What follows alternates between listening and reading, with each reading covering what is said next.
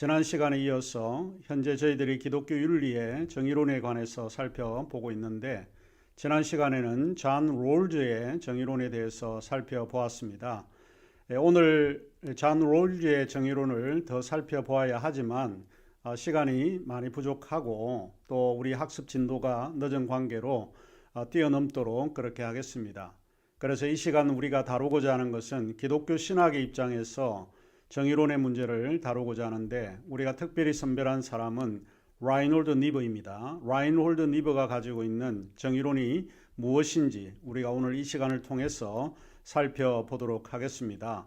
그리고 학습 진도가 늦은 관계로 이번 주까지만 정의론 문제를 조금 다루고, 다음 주부터는 우리가 다루고자 하는 것은 생명과 연관되어 있는 기독교 윤리 문제를 좀 다루고자 합니다. 생명과 연관된 윤리 문제는 낙태도 있을 것이고 안락사 문제도 있을 것이고 또 사형 문제도 있을 거고 여러 이제 문제들이 있는데, 그와 연관해서 생명의 기독교 윤리적 입장에 대해서 살펴보도록 하겠습니다. 자, 그러면 오늘 우리가 다루고자 하는 정의론의 문제를 살펴보도록 하겠습니다.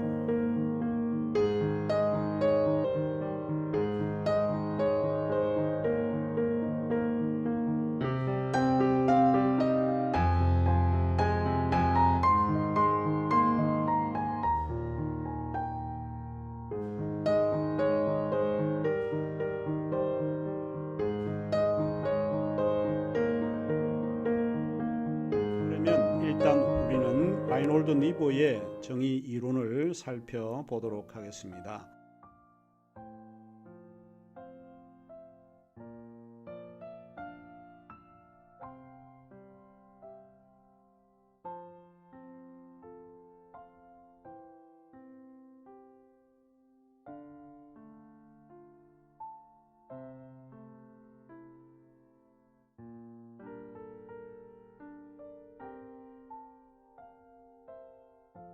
라인홀드 니버는 어떤 사람인지 그에 대해서 잠시 언급하고 시작하는 게 좋을 것 같습니다.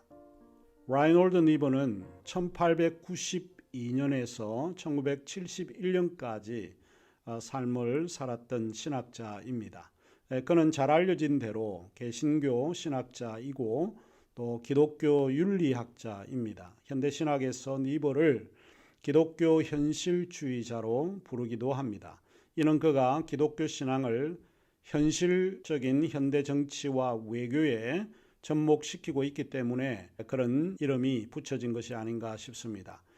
그의 동생은 리차드 니버, 한국에서는 그리스도와 문화라고 하는 책으로 유명한 사람이지요.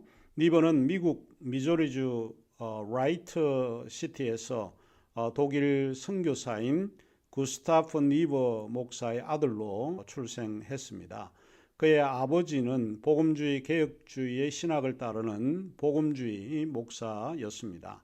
니버는 예일대학교에서 1914년 신학사 학위를 받고 나중에 유니온 신학교의 교수가 되어서 후학들을 가르치고 미국 사회에 중요한 기여를 하게 되는 인물이 됩니다. 그는 신학대학교 교수가 되기 전에 독일 복음주의 선교위원회에서 그를 디트로이트로 보내어서 목회를 하도록 결정하게 되는데, 니버가 도착할 당시에 교회의 신도 수가 약 한 65명밖에 되지 않았던 걸로 알려져 있고요. 나중에 그가 뉴욕의 유니온 신학교 교수로 가기 위해 교회를 사임할 당시에, 그 당시가 이제 1928년 인데 그 교회를 떠날 때는 약 700명 정도에 이르렀다고 합니다. 상당히 큰 교회가 된 거죠. 이러한 교인 수가 증가한 원인은 당시 자동차 산업의 붐이 디트로이트시를 중심으로 일어났기 때문에 그러지 않았을까 생각을 하고, 그로 인해서 새로운 인구 유입에 있었다고 생각을 해보게 됩니다. 이 산업화가 노동자들에게 끼친 비도덕화에 니버는 상당히 괴로워했고, 헨리 포드 회사의 창업자이죠. 헨리 포드를 비판을 했고, 설교를 통해 노조를 조직하도록 돕거나 공장의 조립 라인이 초래하는 비인간적인 그 노동 조건과 잘못된 근로 관행에 관한 글을 썼던 것도 그의 유명한 일화로 남아 있습니다. 무엇보다도 니버는 당시에 미조리주에서 활동하던 KKK, 쿠클룩스 클런이라고 하는 소위 백인 우월주의 사상을 가지고 있는 사람들과 대결을 하면서 니버의 교회 리더적 임무를 넘어서 사회 지도적 인물로 부각되었던 그런 순간을 맞이하기도 했습니다. KKK는 1915년에 부활해서 1920년대에 중서부 또 서부의 주요 도시에서 위세를 떨치고 있었던 단체입니다. 가장 미국의 차별적인 집단이라고 볼 수 있고요. 미시간주의 7만 KKK 회원 절반가량이 디트로이트에 살았는데 1924년에는 시장선거에서 그 회원이 당선될 뻔한 일도 있었다고 합니다. 백인과 흑인의 긴장에 더하여 동부 및 서남부 유럽으로부터 점령하는 이주민들까지 끼어서 도시 전체가 이 사회적인 격변에 휩싸였다고 봅니다. 1928년 디트로이트를 떠나 뉴욕에 있는 뉴욕 신학교의 교수가 되었을 때 니버는 1960년까지 생의 마지막 대부분을 아마 유니온 신학교에서 보냈던 것 같습니다. 이곳에서 많은 세대의 학생들에게 영향을 끼쳤던 것은 의심의 여지가 없다고 보입니다.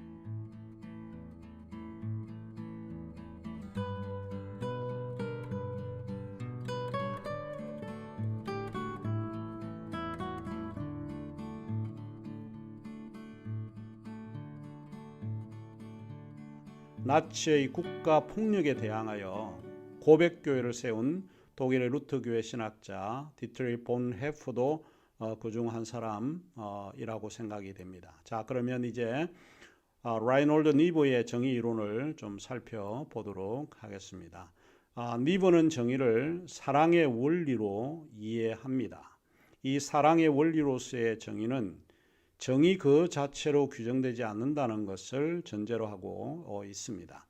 정의는 반드시 사랑에 의해서만 그 의미가 이해될 수밖에 없다라고 하는 취지로 니버는 말하고 있습니다. 그렇다면 우리는 우선적으로 니버가 말하고 있는 사랑이 무엇을 의미하는가를 먼저 이해하지 않으면 안 될 것 같습니다. 니버는 사랑을 두 가지 형태로 우선적으로 구별하는 것이 굉장히 중요하다라고 지적을 하고 있습니다. 하나는 아가페의 희생적 사랑의 형태가 있고 또 하나는 필리아나 에로스의 사랑이 있다라고 이야기를 합니다. 그는 필리아나 에로스의 사랑을 상호적 사랑이라고 규정하고 있는 것에 우리가 특별히 주의를 해보아야 합니다. 대부분 필리아나 에로스를 육적인 사랑, 또 인간적인 사랑 또는 성적인 사랑으로 규정하는 반면에 니버는 이 사랑을 상호적 사랑으로 규정하는 것이 다른 사람들과 좀 차이가 있다라고 볼 수 있습니다. 자, 그러면 구체적으로 아가페의 희생적 사랑과 필리아의 에로스의 상호적 사랑이 무엇을 의미하는가 하는 것을 살펴보면서 다음과 같이 몇 가지 정의를 해보면 좋을 것 같습니다. 가장 큰 특징은 전적으로 타자 관심인 사랑을 이야기를 합니다. 이 사랑의 가장 중요한 부분은 스스로의 이익을 추구하지 않는 것, 심지어는 타자를 위해 자신의 희생까지 감수하는 사리사욕이 없는 무사욕을 가리키는 그런 사랑입니다. 이 사랑의 의미를 들으면 우리는 이 사랑에 도달하기가 매우 어렵다라고 하는 생각을 하게 되고 너무 차원이 높고 이상적이고 또 너무 고상하고 성스러운 사랑이라고 하는 것을 깨닫게 되지요. 그런 이유인지는 모르지만 니버는 이 아가페의 희생적 사랑은 예수의 윤리의 중심적 주제로 이해를 합니다. 이 부분에 관해서는 그의 주요한 책인 기독교 윤리 제2장에 자세히 언급되어 있습니다. 예수의 윤리는 예언적 종교의 완결한 결실이다 라고 하는 말로 2장에서 시작을 하고 있습니다. 예수의 윤리에서 사랑은 세상을 부인하는 종교의 금욕주의적 윤리나 선한 사람들을 이 세상에서 행복과 성공으로 인도하도록 만들어진 자연주의적 도덕적 윤리는 그런 의미로 받아들이면 안 된다라고 이야기를 합니다. 예수의 윤리에서 사랑은 인간의 본능적 충동에 타협하지 않는다는 입장에서는 세상을 부인하고 있는 것처럼 보이지만 사실 그렇게 혼동해서는 안 된다라고 주장을 하죠. 실상 그런 의미로 이해해서는 안 된다라고 보는 건데, 이것은 니버가 말하고 있듯이 예수의 윤리는 예언적 종교의 완전한 결실로 이해하기 때문입니다. 이 문장이 금방 마음에 읽혀지지는 사실 않습니다. 이것은 예수의 윤리가 예언적 종교를 전제로 하고 있다는 것인데, 그렇다면 예언적 종교란 무엇을 의미하는가 하는 것입니다. 예언적 종교는 세상이나 사회에 대한 하나님의 사랑을 보여주는 것입니다. 이 말의 배경에는 예언적 종교가 하나님이 사랑이시다라고 하는 것을 선포하는 종교라는 의미로 니버가 사용하고 있습니다. 그러면 예수의 윤리는 무엇인가? 우리는 그것을 몇 가지로 설명해 볼 수 있습니다. 첫째로 아가페의 희생적 사랑은 생존하려는 본능적 의지를 초월하는 사랑이라고 말합니다. 그는 특별히 마태복음 6장 25절에서 32절의 말씀을 인용하고 있습니다.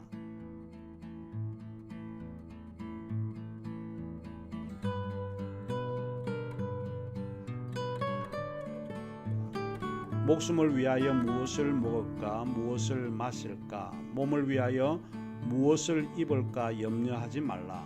목숨이 음식보다 중하지 아니하며 몸이 의복보다 중하지 아니하냐.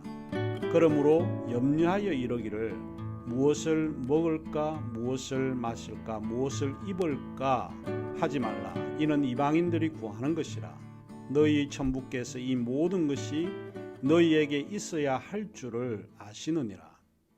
목숨을 위하여 먹고 마시고 입는 이 의식주 문제가 우리의 삶에서 가장 중요하지만 예수의 윤리는 이것을 부정하라는 말이 아닙니다. 우리가 이 구절을 자세히 읽어보면 이것을 부정하라는 말이 아니라 이것을 초월하라고 하는 말입니다. 32절에 언급되어 있듯이 너희 천부께서 이 모든 것, 그게 뭘까요? 무엇을 먹을까, 마실까, 입을까 라고 하는 이런 문제에 너희에게 있어야 할 줄을 알고 계시기 때문에 그렇습니다. 하나님은 우리가 이런 것이 필요하다라고 하는 것을 알 수 있습니다. 그러므로 아가페의 희생적 사랑은 인간의 생존을 위한 것들이 하나님에 대한 사랑과 순종보다 앞서지 못한다는 말인 것입니다. 둘째로 아가페의 희생적 사랑은 겸손으로 정의될 수 있습니다. 이 희생적 사랑으로서의 겸손은 교만과는 정반대의 의미로 이해되는데, 여기서 니버는 교만을 자아사랑의 교묘한 형태로 이해하고 있습니다. 그가 이 희생적 사랑을 욕심 많은 사람들의 물질적 이익을 채우는 것이 아니라 사회적 안정에 대한 추구를 충족시켜야 한다는 의미로 이 교만에 대해 비판하고 있습니다. 니버는 특히 마태복음 23장 5절에서 7절을 인용하고 있는데, 그는 이렇게 이야기를 하고 있습니다.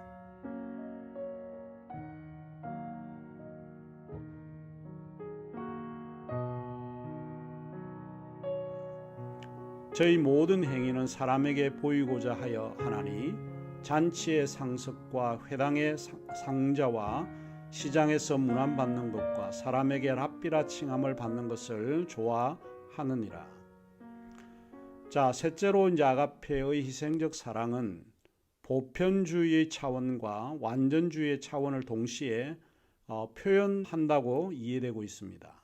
조금 복잡한 개념을 통해서 니버는 이 희생적 사랑의 개념을 정리하고 있는데, 보편주의라고 하는 말은 본능적으로 가지고 있는 인간적 애착이나 욕심을 배제하는 사랑의 차원을 말하고 있습니다. 마치 성경에서 너희가 너희를 사랑하는 자를 사랑하면 무슨 상이 있으리요? 세리도 이와 같이 아니하느냐 하는 것입니다. 즉 혈연 관계 혹은 가까운 사람들 간에 사랑하는 것은 자연스럽습니다. 자기 자녀에 대한 사랑은 이건 누가 안 가르쳐 줘도 너무 본능적이고 자연스러운 현상입니다. 그런데 그런 사랑을 하게 되면 칭찬할 일이 아니라는 것입니다. 여기에서도 예수의 윤리가 강조하는 보편주의의 차원은 스토아 학파의 보편주의와는 다르다는 것을 우리가 구분해야 합니다. 반면에 희생적 사랑으로서의 완전주의가 있는데 그 희생적 사랑으로서의 완전주의라고 하는 것은 지엽적인 사랑, 즉 자기 중심의 사랑에서 타자 중심의 사랑으로 이동하라는 의미로 받아들이고 있습니다. 예수의 윤리에서 완전주의는 나 중심의 사람만 포용하는 것이 아니고 모든 사람을 포용하는 사랑을 의미하고 있습니다. 니버는 두 가지 성경 말씀을 특별히 인용하고 있는데 하나는 마태복음 5장 48절의 말씀이고 또 하나는 마가복음 3장 32절에서 34절의 말씀입니다.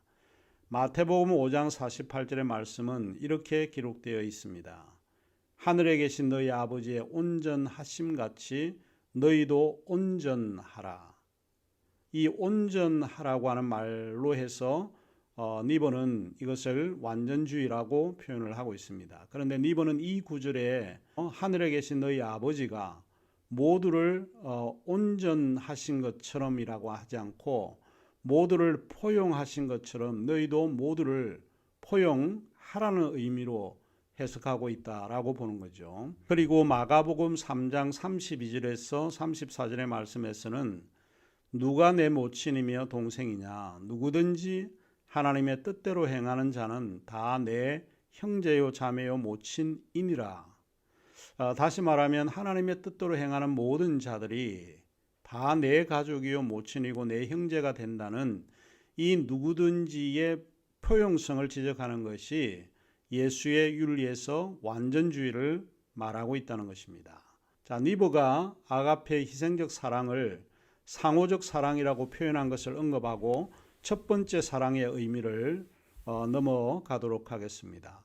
상호적 사랑은 역사에서 가장 높은 형태의 사랑이라고 부를 수 있습니다. 하지만 이것은 인간이 도달하기에는 너무 이상적이라 할 수 있습니다. 그럼에도 우리가 이것을 따른다면 사회나 공동체가 매우 정의롭게 될 수 있음을 니버는 지적하고 있습니다. 여기서 한 가지 주의해야 할 부분은 상호적 사랑이란 자신의 이익뿐만 아니라 타자의 이익에도 관심을 가져야 하는 사랑을 이야기를 합니다. 이 사랑을 니버는 호혜적 사랑이라고 표현을 하고 있습니다. 자, 그러면 이제 두 번째로 사랑의 원리로서 정의는 형제를 뜻하고 있습니다. 여기서 형제란 평등의 원칙을 이야기를 하고 있습니다. 정의는 개인적인 차원이 있고 사회적인 차원이 있지만 정의는 이 둘의 차원에서 평등의 원칙을 통해서 이루어진다고 니버는 보았습니다. 여기서 한 가지 유의해 볼 수 있는 것은 지난주에 배웠던 존 롤스의 정의관과 사뭇 다르다라고 하는 것을 우리가 알 수 있습니다. 왜냐하면 롤스는 정의를 평등이나 공평으로 이해하지 않습니다. 또 분배 원칙에서 평등을 이야기하는 것이 아니라 그가 이야기하는 것은 즉 공정을 이야기를 하고 있습니다. 공정이라고 하는 것은 fairness에 의해서 정의가 결정되어야 된다고 주장하기 때문입니다. 제 개인적으로는 롤스가 더 사회나 개인을 더 세심하게 좀 분석하지 않았나 싶습니다. 하지만 이분은 사랑의 원리로서의 정의가 추구하는 궁극적인 목표는 결국 형제고 평등을 실천하는 길이다라고 주장하고 있다는 것입니다.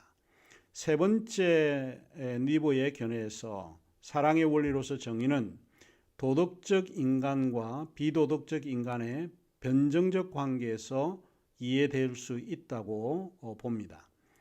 이 말이 무엇을 의미하는가? 그가 이 정의의 문제를 답하기 위해서 니버의 유명한 책인 도덕적 인간과 비도덕적 인간을 우리가 살펴보는 것이 좋을 듯합니다. 여기서 간단히 그 내용을 핵심적인 그런 내용만을 조금 언급해 볼까 합니다. 우선 이번은 개인의 도덕적 사회적 행위는 사회 집단, 민족 집단, 인종 집단, 경제 집단 혹은 종교 집단과 같은 사회 집단의 도덕적 사회적 행위와 엄격하게 구별되어야 한다고 주장을 합니다. 왜 그는 엄격하게 이 두 가지를 구별해야 된다고 주장하는 것일까? 이유는 뭘까? 누가 어느 집단이 도덕적 사회 행위를 행하는가에 따라서 결과가 다르기 때문에 그는 이 두 가지 집단을 구분해야 된다고 주장을 합니다.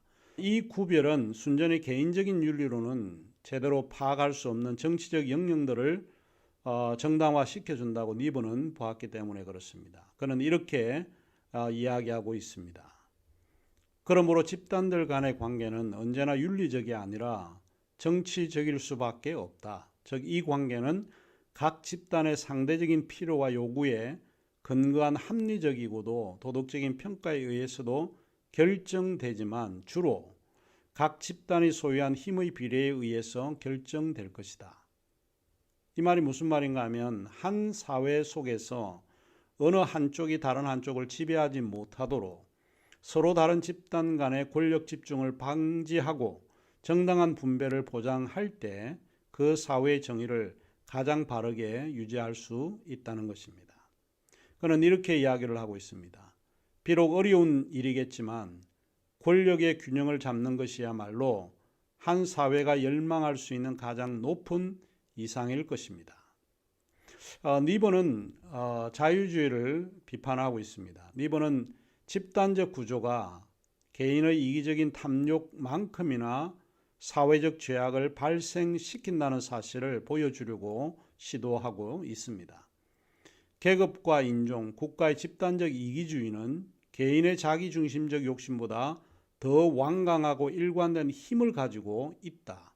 그는 이렇게 이야기를 합니다. 그가 생각해낸 부분은 이것인데 아무리 윤리와 교육을 통해서 개인들을 변화시킨다고 해도 사회 전체가 변화될 수 없는 이유라는 것입니다. 그런 의미에서 우리는 정치라는 것이 결국 권력을 쟁취하기 위해 서로 경쟁하는 집단 간의 권력 투쟁이라는 점을 반드시 인식해야 된다는 것입니다. 그는 마르크스의 자유주의를 무비판적으로 수용한 것은 아니지만 니번은 마르크스의 자유주의 비판을 어느 정도 수용하게 되었던 이유가 바로 여기에 있다고 보는 것입니다. 이런 근거에서 도덕적 인간과 비도덕적 인간의 변정법적 관계가 매우 중요한 의미를 지니고 있습니다. 간단하게 이야기를 하고 니브의 정의론을 조금 넘어가야 할 것 같은데 간단하게 이야기를 하자면 인간은 인격적이지만 사회는 인격적이지 않고 비인격적입니다. 사회는 서운하거나 괴롭거나 고통스럽다라고 하는 것을 느끼는 일종의 감정이 전혀 없습니다. 그래서 니번은 인격적 인간에게 가장 중요한 덕목이 있다면 그거는 사랑이라고 하는 것이고 또 사회의 가장 중요한 덕목은 사랑이 아니고 그것은 정의라고 주장을 합니다. 학교, 사회, 정부, 교회 등과 같은 집단은 인격적으로 접근해야 하는 인간적이거나 개인적이지 않다라고 보는 거죠. 이 집단들은 사회적이기 때문에 비인격적으로 접근해야 하고 따라서 사회의 가장 중요한 덕목이 사랑이 아니고 정의라고 하는 것을 기억해야 한다는 겁니다. 그래서 사회나 개인에게 문제가 일어날 때 개인에게 필요한 덕목은 사랑이 가장 중요한 덕목이 되지만 사회는 하나의 집단이기 때문에 이 집단과 같은 사회가 필요한 덕목은 정의여야 한다라고 보는 것이죠. 이 둘이 바뀌면 문제가 굉장히 심각하게 된다라고 본 것입니다. 그 다음에 우리가 이제 살펴볼 것은 해방신학에서 말하고 있는 정의의 문제인데 이 해방신학에 대해서는 우리가 두 번째 시간에 돌아와서 이 문제를 다루도록 하겠습니다.